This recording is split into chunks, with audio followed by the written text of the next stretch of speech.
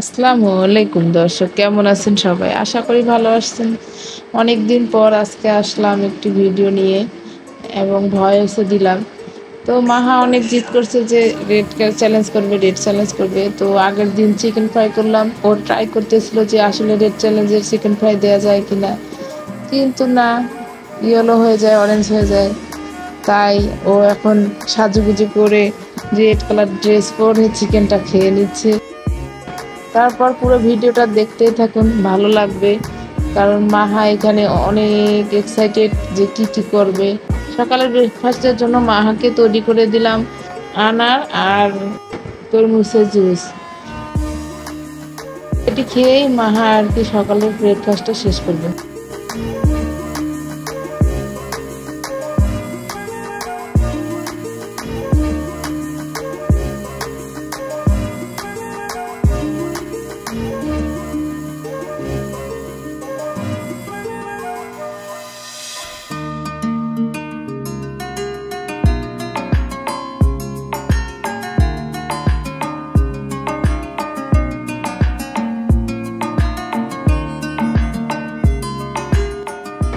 এরপর দুপুরের টেনশন যে আমি ওরে দুপুরে কি করে দিব।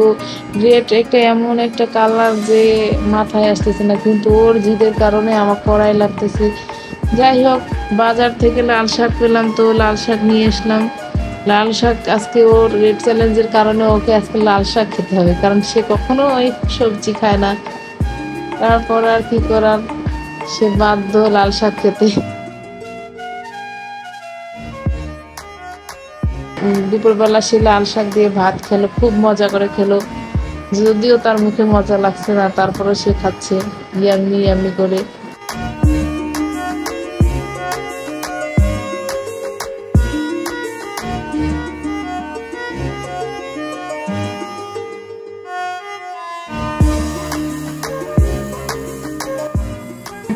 সারাদিনেই তার ক্ষুধা লাগে, তো একটু পর পর কিছু চাচ্ছে, আর ওর সামনে শুধু নেওয়া হচ্ছে তরমুজ।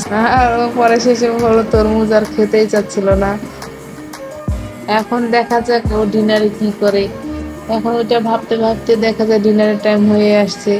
তো ভাবলাম যে একটা রেড কালারের কেক আনিয়ে দেওয়া যাক। যেই ভাবনা সেই কাজ, রেড কালারের একটা কেক নিয়ে আসলাম। আর কেক দেখে তো মহা খুশি, যে তাও আবার রেড কালার কেক। খুব মজা করে খেলো এবং পেটটাও ভরলো।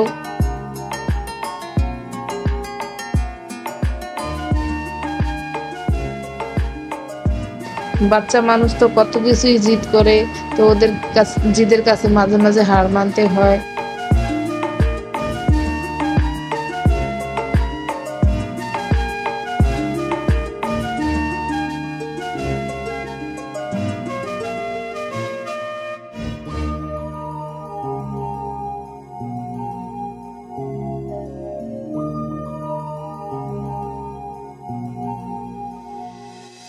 এভাবে করে মাহার দিনটা আজকে রেড কালার দিয়ে গেল, ভালোই কেটেছে।